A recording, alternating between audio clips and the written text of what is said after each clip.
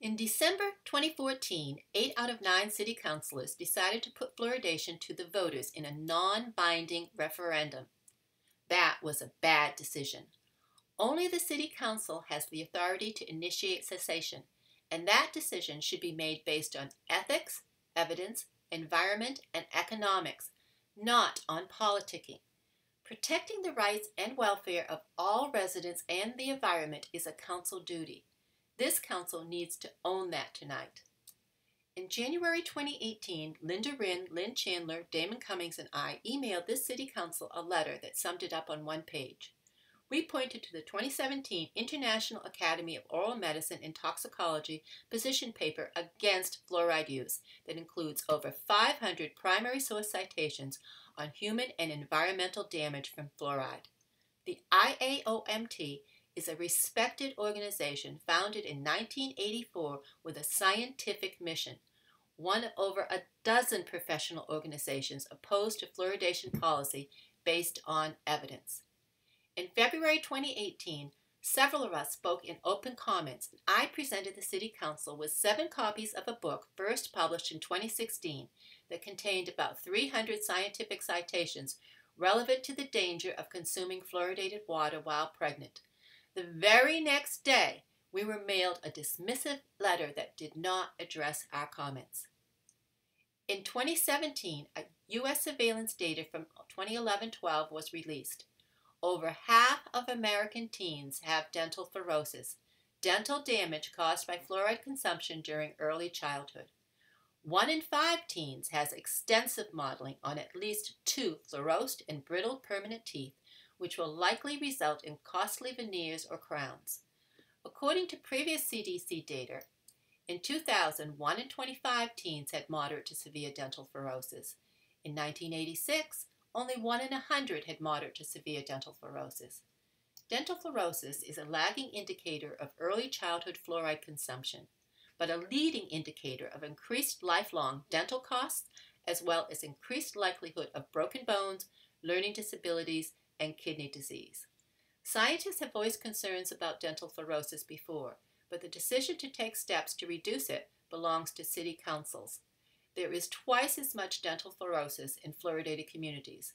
Within communities, it is twice as common among Hispanics, Blacks, and Native Americans. Using bottled water instead of tap water only offers some protection because water permeates everything prepared with it. My daughter, who drank fluoridated city water for 16 months as a toddler, had mild dental fluorosis on her baby teeth. I switched to spring water for the next 8 years, and my children's adult teeth are fine. The same recent data documents kidney disease in American adults has increased to 15%. A 2018 study confirmed that fluoride in urine predicts kidney disease in people and wrote their findings support the nephrotoxic role of fluoride exposure. A 2018 animal study concluded these findings indicate that there can be some alterations in liver enzymes at early stages of fluoride intoxication, followed by renal damage. Fluoride is an enzyme poison in any dose. It interferes with glucose metabolism. A 2016 study documented that there is significantly more age-related diabetes in American communities using sodium fluoride. A 2018 study links low thyroid with diabetes. Last time around, we emphasized a large 2015 study that documented significantly more diagnosed cases of low thyroid patients in fluoridated English communities. Since then, a 2018 study validated that even a 0.5 fluoride concentration has a negative impact on thyroid hormones. Those researchers using reverse osmosis to lower fluoride to below 0.5 parts per million. A 2018 report concluded the present systematic review suggests a positive correlation between excess fluoride and hypothyroidism. Excess is a vague term which to many scientists means above 0.5 parts per million. Fluoride accumulates in bones over a lifetime, where it compromises those bones. From a 2016 study, the findings support the epidemiological results that water fluoridation might be responsible for the increasing rates of osteoporosis in postmenopausal women. Another 2016 study wrote, These findings demonstrate that fluorosis increases the bone loss in postmenopausal osteoporosis patients. A 2018 study found gender differences in children. Girls in fluoridated U.S. communities had weaker bones. Boys had abnormalities consistent with pre-tumors. A 2016 North African study compared water concentrations of 0.4 and 1.38 parts per million. I believe that Gloucester's natural fluoride concentration is 0.3. Up until 2015, when it was lowered to 0.7, our water reports frequently noted concentrations of 1.4. That study found fluoride ions play a role as an underlying etiological factor when discussing the aggressive behavior of osteosarcoma tumors, bone cancers. Granted, bone cancer is rare and complicated, but fluoride is complicit. So why do so many dentists claim fluoridation is a safe way of preventing cavities? A 2016 study explored bias and the reluctance of fluoridationists to admit a mistake, which results in political dirty tricks that misrepresent historical and scientific facts. I believe many fluoridationists are just following the crowd. Others are willfully blind to the evidence for whatever reasons. Some, including a couple of local dentists who encouraged me, are cowed into silence. On the other hand, there are dentists who openly oppose fluoridation despite the repercussions. There are also some who recognize the harm but are motivated by power, prestige, and paychecks to aggressively dismiss ethics, deny science, denigrate opponents, and distract the conversation to talking just about teeth. This isn't about teeth. Even if fluoridation did prevent cavities and did not cause dental fluorosis, many with inflammatory immune system, thyroid, and kidney disease have medical reasons not to consume fluoride or anything prepared with fluoridated water. Fluoridated water is also ill-advised for bottle-fed babies and senior citizens. Plus, fluoridated wastewater damages the environment. It is unethical for any community vote or authority to medicate individuals against their will. This bioethical standard originated in the 1947 Nuremberg Code and was reinforced by UNESCO in the 21st century. Counselors, you should know that it is illegal for any national U.S. agency to use water supplies to dose people because of bioethics. Fluoridation is an immoral medical mandate. It harms thousands of Gloucester residents, whether they know it or not.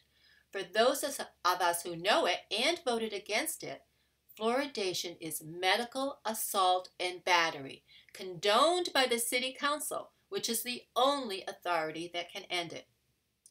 Since 2015, even some fluoridationists are struggling with how to continue to support it. In 2017, a team of dental researchers using that recent surveillance data wrote that although there is more lead poisoning among children drinking fluoridated tap water, cavities are a more immediate threat. Really? In 2018, the same team took another stab at it. 0.3 fewer dental surfaces is an inconsequential fraction of a single cavity. Really? That's the modern evidence of benefit? This brings us to the most interesting science since 2015. In 2017, an NIH-sponsored expert team from world-class U.S. and Canadian universities published the findings of a 12-year investigation. They found that prenatal exposure to fluoride in doses consistent with those in optimally fluoridated communities like Gloucester result in up to a 6-point lowered IQ on a dose-response trend line. Two 2018 studies have confirmed that effect, including a study that validated again that dental fluorosis increased with fluoride exposure between what is considered optimal and safe in the U.S. None of the teams found any dose that did not result in adverse effects on a trend line. One NIH dental researcher struggling with her bias wrote in 2018 that further expert discussion about how to minimize the detrimental effects is necessary in order to inform fluoridation policy. In the meantime, Do we continue to poison people? In 2016, a citizen's petition was filed with the EPA based just on the evidence of neurotoxicity from prenatal and childhood exposure. The EPA rejected the petition, but a 2017 federal judge essentially told the EPA that their dismissal was both internally inconsistent and inconsistent with the EPA mission, as well as lacking in common sense. I'm part of that federal lawsuit scheduled for August 2019, but we can't wait on that process. Silence is complicity. Silence is betrayal. Apart from prenatal brain damage, consider the evidence that fluoridation contributes to dementia. The most recent dementia studies about fluoridated anesthesia, brain inflammation, etc. aren't as direct, but a 2018 German report suggests that osteoporosis and dementia have the same etiology, the same cause. It is clearly established that fluoride can and does cause osteoporosis and bone disease in many consumers. Then there's a 2016 study from India where they regard fluoride in water at or above 0.5 parts per million as excessive and advises 1.5 as the actionable threshold.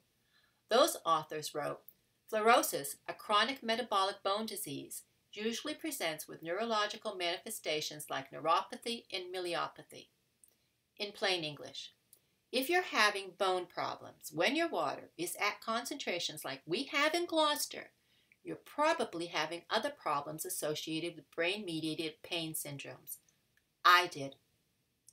Counselors, I'm born and raised in Gloucester. I went to St. Mel, where one of the stories I learned was about Pontius Pilate. He didn't have such a big problem with Jesus, but because the Pharisees did, Pontius Pilate went along with their expert opinion and roughed Jesus up.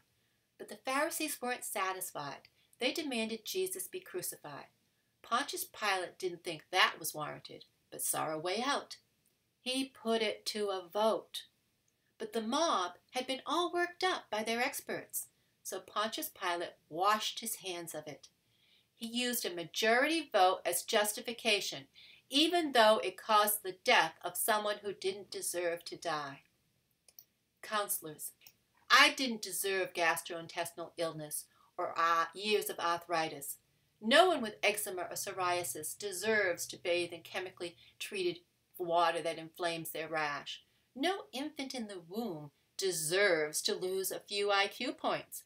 None of us deserve kidney disease, bone disease, diabetes, disfigured teeth, or dementia.